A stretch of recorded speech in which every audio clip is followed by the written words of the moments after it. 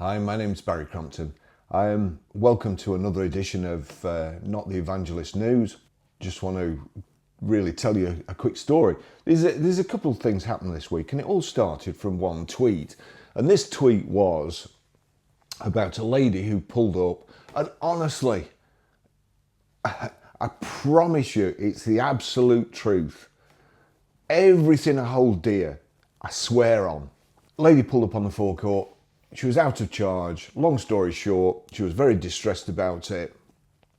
And I took her to a charging point. She didn't really want to risk going to a charging point and it not being working. She'd come to ours. It showed it was on our garage forecourt. It wasn't. It was on our old garage forecourt, which the co-op had bought, and they've got an Instavolt charger. I've used it, so I knew it was there. So I took her there for her to get a charge. But what I made the mistake, this is the tweet. A lady pulled up on our forecourt and was looking at her phone. I was taking some price boards out and saw she was craying. She was almost out of charge in her EV and needed to find a charger quick. She also needed to get home. I can tell you she will never buy another EV, and if it was her husband that bought it, I hope he is wearing a box when she gets home. Okay, let the vitriol begin. Release the EV wrath. Now, I then got some tweets. I'll try and find them and cut them in. Off one guy saying I was, I don't know, sexist or something perhaps. Just no way. I'm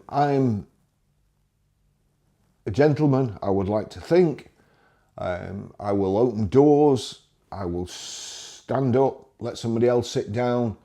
And I've always been like that. It was drummed into me when I was a kid. And the person that drummed it into me was my mother. So, you know, I'm happy with the way I am.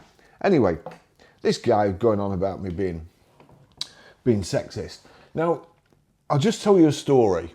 There's figures to say that women are involved in 80% of car deals. They have a hand in or a say in 80% of car deals. Now, from that figure, all I take is that 20% of guys are liars, because honestly, the amount of times I've given people deposits back because the husband's come in, bought a car, left a deposit without his wife checking, then his wife comes, it's the same things happen. This probably sounds sexist too. The same thing happens. They don't come in the office, they stand outside on the forecourt like that, then they go and sit in the car. And then the guy comes in, oh, I'm sorry, she doesn't like it. You know, is there any chance I could have my deposit back? And honestly, I always say to people, if they're going to, I hope the wife likes it. What, you've not told her? Don't leave a deposit. Go and get her, speak to her first before you leave the deposit. And I always say that, because I know very well she's got to be happy with the car. So it's a big thing for guys. Oh, is that sexist?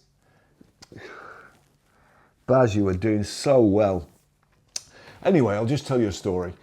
Years ago, I had a Rover 25, lovely car, absolutely beautiful car, mint. A guy came in and he bought the vehicle and picked it up. And a couple of days later, he rang me up. He says, I've got a bit of a problem with the car. So I said, right, what is it? He says, the wife doesn't like it. So I said, right, is the car for her? He says, no, it's my car, but she just doesn't like it. Can I have my money back?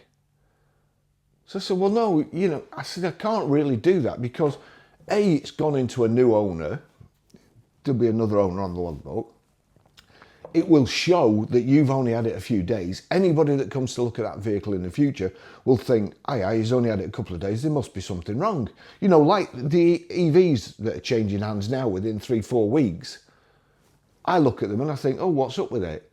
Well, I know what's up with it.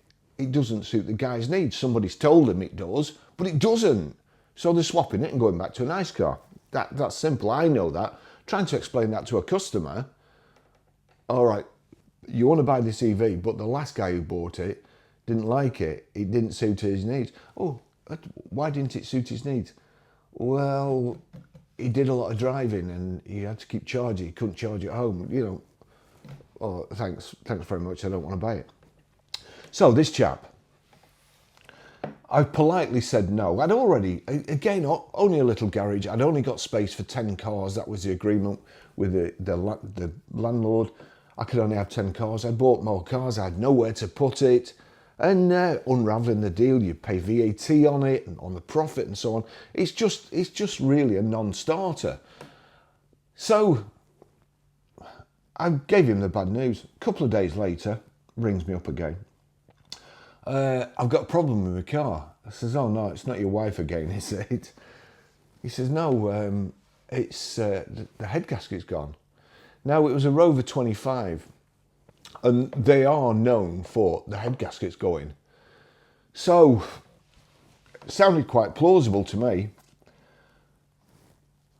Because I'd already had a bit of trouble with him, and because I've been in the motor trade 50 years, probably 40 at that time, I said, can you bring it in and let me have a look at it? Now, we used to have a sniff tester, and it's a little pipette kind of thing. It's like a syringe, and you put liquid in it, then you put it in the radiator, and you keep doing this, and you draw fumes from the radiator through. It basically detects engine fumes in the water.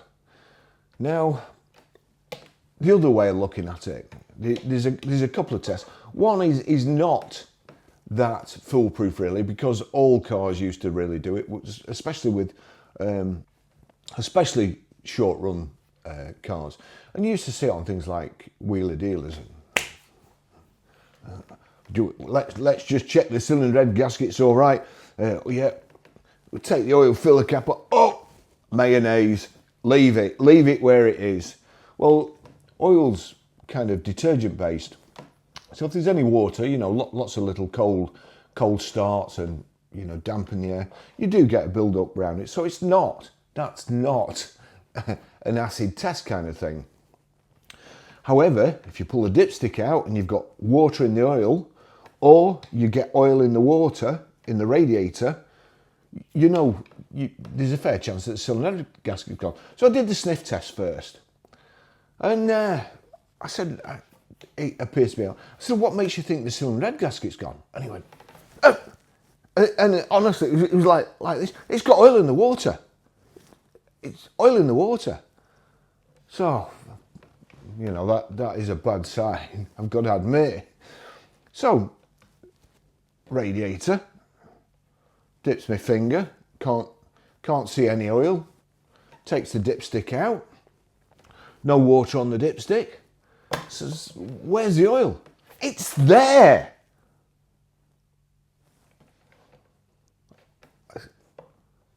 What, it's there in the washer fluid bottle?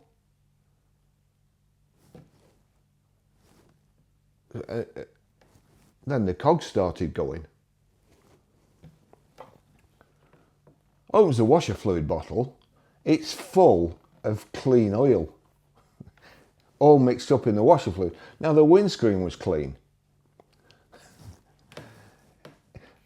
Our mechanics hadn't put oil in the washer fluid bottle when they did the